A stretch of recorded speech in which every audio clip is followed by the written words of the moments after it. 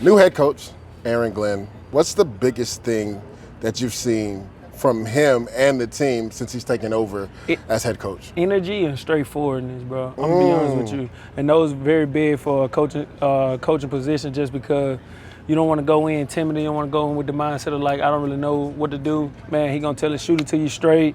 As far as like you walk into his office, or if he's standing up in front of everybody in the team meeting, though, man, he's an energy type person. Number one on the field, making sure we lead by example, making sure we start fast, making sure we literally overwhelm our opponents with our physicality, and on top of that, our energy too, though. So from the time he first walked through the door, that's what he's been preaching every single day. He's been preaching, and not only been preaching, but holding it a standard too, though. So we have in team meetings, we have like energy checks and stuff like that. Oh, wow. So man, I'm telling you, bro, he for real about that. I love that. And then on top of that, bro, this is the first training camp that I actually get to tackle during training camp. That's never happened to you before. Man, never. Yeah. So like we have like live periods. We also have like box drills as far as like one-on-one open field tackling, which is actually the hardest tackle in the league. Correct. That I can say. For real. So he's putting us in position so when we get in those game type situations, you're poised and calm because you've been doing it at practice.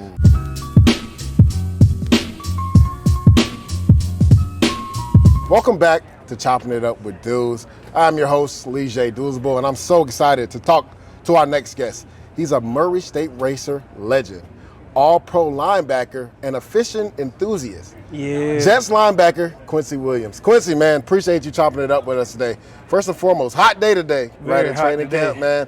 How was practice today for you? Practice was good, man. Our little brothers came to visit us for I love that. came to visit us for joint practice, so it was fun. The competitive nature out there. I love that. So let's get into some football questions. You become a free agent after this year, right? With so much, you would say, uncertainty going into next year, how do you process and lock in for this year? Like, what has been your mentality going into this season? Because I know as a guy that's been at that position where you're, going into a contract year, you want to make sure you locked in and just focused on football. Yeah, I mean, really just taking it day by day, that's the main thing. I can't worry about the future. All I got is tomorrow, right now. So right now, focus on meetings, put my best foot forward. Then tomorrow, focus is on tomorrow. I can't really worry about the end of the season. So that's kind of how you do it, just win every day. Yeah. Then at the end of the day, you're going to be good. For people that don't know, Murray State FCS school, you went from Murray State being a draft pick, right? Got released, got claimed by the Jets to an all-pro. Just talk about your transition from Murray State to becoming an all-pro in the NFL. Really, Murray State was more like one of those things where I was a late qualifier for school. It wasn't really had nothing to do with like talent or like football-wise. It had something to do with education. Education is very important. They made sure they showed me that it was very important. But at Murray State, it was one of those things where you had to create more sacrifices and also work a little bit harder just because you're coming from a small school. Yeah. So with that being said, took a lot of sacrifices and stuff like that, locked in a lot more. And then they also gave me the opportunity to play college football to get the opportunity to even get looked at by the NFL. So I thank them for that. Moving forward, as far as the NFL coming in, not really knowing if you're going to get drafted just because you came from a small school, but still having that mindset is like, if I get my opportunity, I got a chance to go to the NFLPA Bowl to play with what they consider high caliber players in the college football. So that was my opportunity to show them that, hey, I can play at this top level where these guys who y'all consider top players in college football are also playing. So I showed out in that game. Then next thing comes the pro that I didn't get to come by invite. So with that being said, as far as linebacker position, it's all about speed. So my 40 time flew off the charts with my 40 time also. So showed that I was a big hitter and then a guy that can run. So at least I can be on special teams or something like that, running down on kickoff. So with that being said, also got drafted, also came in. Was supposed to play behind Telvin Smith, man. All of a sudden, I don't know what happened. He retired early, so got that call saying, like, hey, you're going to be the starter this year, so get your mind right. So had a little setback in training camp my first year, had an injury, didn't play in the preseason games, but I was prepared to start the first game. So it was more like a mental thing because I couldn't do the physical part of, like, because of the injury and stuff like that. Yeah. So really just harping on what does a linebacker in the NFL looks like. So it's kind of like what happened. Okay. You talked about being a big hitter. To me, you have one of the best big hit celebrations in all the league. I mean, to me, it kind of reminds me of Street Fighter, Ryu. Is that where you? Oh, okay. So for the people, can you demonstrate it real quick? And where did you come man. up with the celebration? So it's actually, I was playing the game. I was playing Mortal Kombat actually though, and then just playing it a lot. And all of a sudden you get a finishing move at the end. Yeah. So you get a finishing move. So I was like, dang, what would be my finishing move if I had to have one? Yeah. So I didn't use one from Mortal Kombat. I actually liked Street Fighter back in the day. So the uppercut is like one of those things where it's like they getting up slow, they kind of woozy, and I just come with the uppercut and then hold it in there. So my biggest thing is tackle for losses, big hits, to get the whole crowd to do it. Yeah. I'm trying to come out with a bobblehead though. So Really? instead of the head So somebody moving, just doing like this? you feel me? Got the arm going like that. I mean, it's always dope, right, when you do it because like everybody comes along with you, right? Yeah. You'll see your brother do it, Quentin will do it, Jermaine will get behind you and do it. And then hopefully this year we see all 11 guys. Like that, to me, because that just suffocates the offense. When you get a big tackle for loss and they see everybody on defense celebrating and doing that, like they just put their head down. Yeah. Right? It's an energy giver for our defense, but it's also an energy taker. So now we have guys who come up with their own celebrations and stuff. So we're looking to make the play so we can do the celebration. Correct. Though. So it's I not love all that. about just celebrations, it's all about making the plays first though. New head coach, Aaron Glenn. What's the biggest thing that you've seen from him and the team since he's taken over as head coach? Energy and straightforwardness, bro. I'm gonna be honest with you. And those very big for a coaching position just because you don't want to go in timid. You don't want to go in with the mindset of like, I don't really know what to do. Man, he gonna tell us, shoot it to you straight. As far as like you walk into his office or if he's standing up in front of everybody in the team meeting though, man. He's an energy type person, number one on the field, making sure we lead by example, making sure we start fast, making sure we literally overwhelm our opponents with our physicality and on top of that, our energy too though. So from the time he first walked through the door, that's what he's been preaching. Every single day he's been preaching and not only been preaching it, but holding it a standard too though. So we have, in team meetings, we have like energy checks and stuff like that. Oh, wow. So man, I'm telling you, bro, he for real about that. I love that. And then on top of that, bro, this is the first training camp that I actually get to tackle during training camp. That's never happened to you before. Man, never. Yeah. So like we have like live periods. We also have like box drills as far as like one-on-one open field tackling, which is actually the hardest tackle in the league. Correct. That I can say. For real. So he's putting us in position so when we get in those game type situations, you're poised and calm because you've been doing it at practice. And I love that because you saw it come to fruition week one in preseason. The energy, talked about playing that brand or y'all's brand of football. What do you believe is the Jets' brand of football this year? Brand of football is going to be physical. And on top of that is like situation awareness.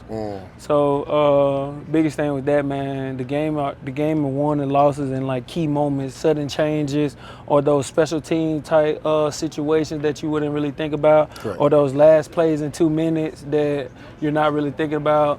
So we're putting ourselves in those positions so when we get in those games, we're very poised, for real. Those big hits and stuff like that is something that our younger guys getting into the league, they're calm because, man, we've been tackling all camp anyway. So when we get into the game, there's nothing changed. Also building that mental callus and then that physical callus also. Yeah. For people that don't know, you play with your brother, Quentin. I believe this is year 5 you guys will be playing together, if I'm not mistaken, right? When you first got that call that the Jets claimed you almost 5 years ago, was that a surreal feeling for you? And then could you have ever imagined that you guys would still be playing together 5 years later? Nah, man, I couldn't imagine that. But the biggest thing, we always talked about it. And then we played together in high school too, though.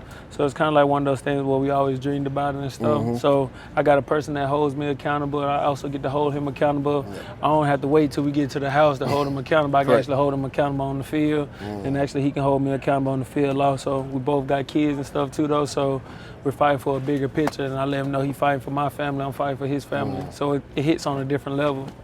I know sibling rivalry is a real thing. What's probably the most unique thing you guys have competed against? And be honest, Quincy, who won? I'm gonna be honest with you. The reason why I started playing football is because we got in an argument because I was a junior Olympic swimmer first and he played football. And so I was like, man, your sport easy. I can play football. And then the blue, like, I can play football. Man, and he was like, you're a swimmer and I can swim. So I was like, all right, bet. So we ended up switching sport. He swam for a summer.